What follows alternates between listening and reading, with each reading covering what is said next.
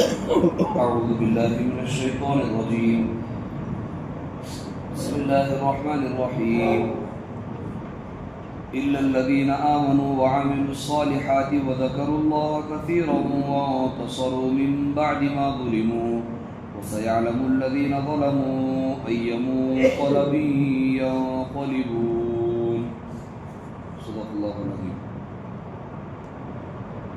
مگر جو لوگ ایمان لائے اور نیک کام کیے اور اللہ کو بہت یاد کرتے رہے اور اپنے اوپر ظلم ہونے کے بعد انتقام لیا، اور ظالم عنقریب جان لیں گے کہ کون سی جگہ لوٹ کر جاتے ہیں۔ پچھلی صورت میں شاعروں کی برائی اور ان کے گمراہ ہونے کو بیان کیا گیا کہ شاعر لوگ گمراہی کو پسند کرتے ہیں اور ان کی اتباع کرنے والے بھی گمراہ لوگ ہی ہوتے ہیں، اور ان کی باتوں میں کسی قسم کی کوئی سچائی نہیں ہوتی، اور ان کا فعل و عمل اور قول میں تضاد ہوتا ہے، کہتے کچھ ہیں اور کرتے کچھ۔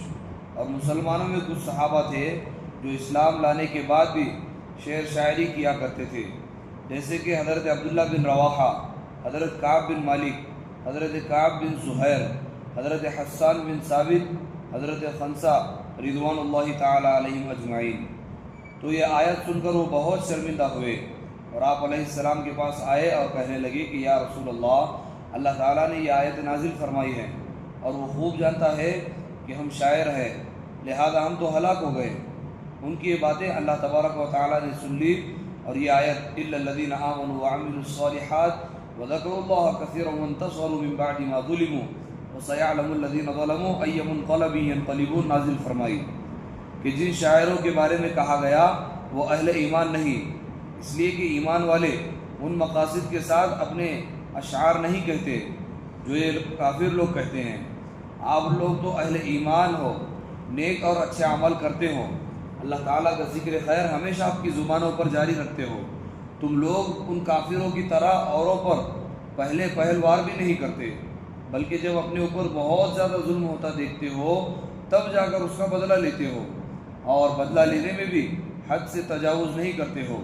تو پھر آپ لوگ ان کافروں اور ظالموں کی طرح کیسے ہو سکتے ہو؟ اور تم لوگ جو اشعار کہتے ہو اس میں پیارے نبی کی تعریف اور ان کا دفاع ہوتا ہے، جیسا کہ آپ علیہ السلام نے حضرت کعب بن مالک رضی اللہ تعالیٰ عنہ سے فرمایا کہ تم ان کی ہجو بیان کرو، اس ذات کی قسم جس کے قبضے میں میری جان ہے، یہ ہجو ان پر تیر چلانے سے بھی زیادہ سخت ہے۔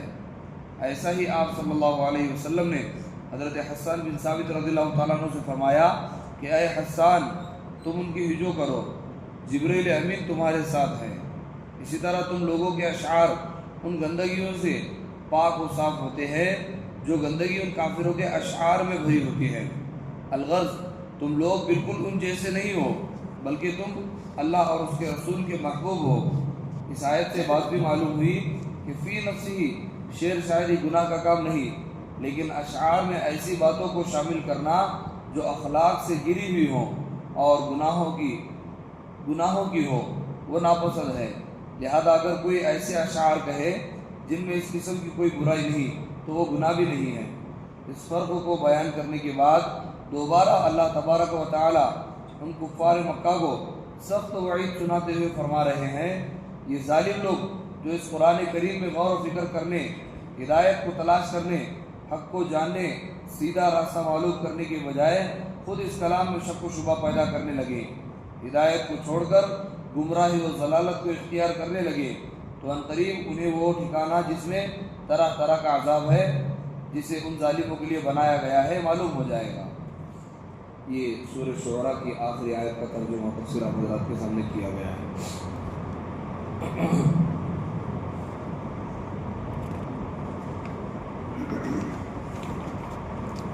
ایام معدودات فمن كان منكم مريضا او على سفر فعدة من ايام اخر وعلى الذين يطيقونه فدية طعام مسكين فمن تطوع خيرا فهو خير له وان تصوموا خير لكم ان كنتم تعلمون۔ گنتی کے چند روزے رکھنے ہیں، پھر بھی اگر تم میں سے کوئی شخص بیمار ہو یا سفر پر ہو تو دوسرے دنوں میں اتنی ہی تعداد پورے کر لے، اور جو لوگ اس کی طاقت رکھتے ہو وہ ایک مسکین کو کھانا کھلا کر روزے کا فدیہ ادا کر دے۔ اس کے علاوہ اگر کوئی شخص اپنی خوشی سے کوئی نیکی کرے تو یہ اس کے حق میں بہتر ہے، اور اگر تم کو سمجھ ہو تو روزے رکھنے میں تمہارے لیے زیادہ بہتری ہے۔ فائدہ، اس آیت مبارکہ سے چند باتیں معلوم ہوئی۔ نمبر 1، فرض روزوں کی ایک تعداد اللہ تعالیٰ کی طرف سے متعین ہے، اور یہ تعداد کچھ زیادہ بھی نہیں ہے کہ سارا سال بس روزے ہی رکھتے جاؤ، بلکہ سال بھر میں صرف 29 یا 30 دن کے ہی روزے رکھنے ہیں، لہذا ان روزوں کو رکھ لینا چاہیے اور پست ہمت نہیں ہونا چاہیے۔ نمبر 2، بیماروں اور مسافروں کے لیے آسانی بیان فرمائی گئی ہے کہ جو مسلمان بیمار ہو اور روزہ رکھنے کی طاقت نہ ہو، یا کسی شخص کو رمضان میں لمبا سفر پیش آئے تو ان کو اجازت ہے کہ وہ رمضان میں روزہ نہ رکھے، جتنے روزے ان سے چھوٹ جائیں رمضان کے بعد ان چھوٹے ہوئے روزوں کا رکھ لینا چاہیے۔ نمبر 3، جو نہایت بوڑھے ہو گئے ہوں اور ان میں روزہ رکھنے کی بالکل طاقت نہ ہو اور آئندہ ایسی طاقت پیدا ہونے کی امید بھی نہ ہو تو ایسے لوگ فدیہ ادا کریں۔ ایک روزے کا فدیہ ایک صدقہ فطر کے برابر ہے۔ نمبر 4، اگر کوئی ایسی بیماری یا ایسا سفر ہو جس میں آسانی سے روزہ رکھا جا سکتا ہے تو روزہ رکھ لینا بہتر ہے۔ حضور صلی اللہ علیہ وسلم کا ارشاد ہے کہ بہت سے روزہ رکھنے والے ایسے ہیں کہ ان کو روزے کے ثمرات میں بجز بھوکا رہنے کے کچھ بھی حاصل نہیں، اور بہت سے شب بیدار ایسے ہیں کہ ان کو رات کے جاگنے کی مشقت کے سوا کچھ بھی نہ ملا۔ اس حدیث کی شرح میں علماء کی چند اقوال ہیں۔ نمبر 1 کہ اس سے وہ شخص مراد ہے جو دن بھر روزہ رکھ کر حرام مال سے افطار کرتا ہے، جتنا ثواب رکھنے کا ہوا تھا اس سے زیادہ گناہ مال کھانے کا ہو گیا، اور دن بھر بھوکا رہنے کے سوا اور کچھ نہ ملا۔ نمبر 2 دوسری یہ کہ وہ شخص مراد ہے جو روزہ رکھتا ہے لیکن غیبت میں بھی مبتلا رہتا ہے۔ تیسرا قول یہ ہے کہ روزے کے اندر گناہ وغیرہ سے نہیں بچتا۔ نبی اکرم صلی اللہ علیہ وسلم کے ارشادات جامع ہوتے ہیں، یہ سب صورتیں اسی میں داخل ہیں اور ان کے علاوہ بھی۔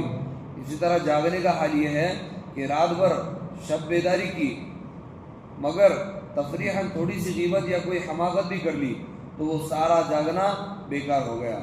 مثلاً صبح کی نماز ہی قضا کر دی یا محض ریا اور شہرت کے لیے جاگا تو وہ بیکار ہے۔